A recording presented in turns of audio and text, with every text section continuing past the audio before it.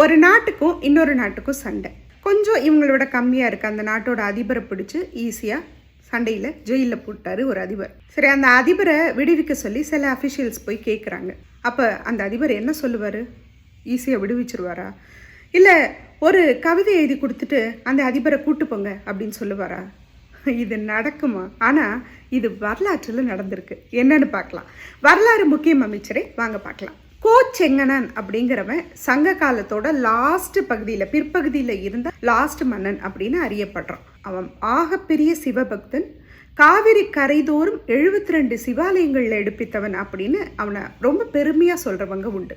சாதாரணமாக இவன் கோயில் கட்டிட்டு பக்தி பழமாக திரியிறான், இவன் எங்கே வீரத்தோடு இருக்க போகிறான் அப்படின்னு தப்பாக மனக்கணக்கு போட்ட சேரன் கணைக்கால் இரும்புரை அப்படிங்கிற மன்னன் அவனை எதிர்த்து படையோடு வந்துட்டான்.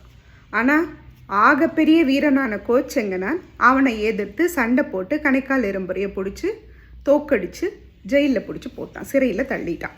சிறையில் தள்ளின அப்புறம் தமிழ் கூறும் நல்லுலகம் அப்படின்னு ஒன்று இருக்கு இல்லையா, அதில் இருக்க புலவர்கள் இருக்காங்க இல்லையா, அதில் ஒரு புலவர் பொய்கையார் அப்படிங்கிறவர். அவர் அங்கேருந்து வராரு. அப்போ அவன்கிட்ட வந்து, செங்கன சோழனே, நீயும் ஆகப்பெரிய வீரன், கணைக்கால் இரும்பரையும் ஆகப்பெரிய வீரன், 2 பேருக்கும் சண்டை நடந்துச்சு. இந்த போரில் நீ வெற்றி பெற்றுட்டா, அவன் தோற்று போயிட்டான். அவனை பிடிச்சி ஏன் ஜெயிலில் போடுற? அவனை வந்து ரிலீஸ் பண்ணிடலாம். ஏன்னா ஜெயிலில் அவன் சாப்பிடாம இருக்கான் அப்படின்னு கேள்விப்பட்டு தான் அவர் வராரு. ஸோ அவனை கொஞ்சம் ரிலீஸ் பண்ணிடேன் அப்படின்னு வந்து ஒரு தாழ்மையான வேண்டுகோள் வைக்கிறார்.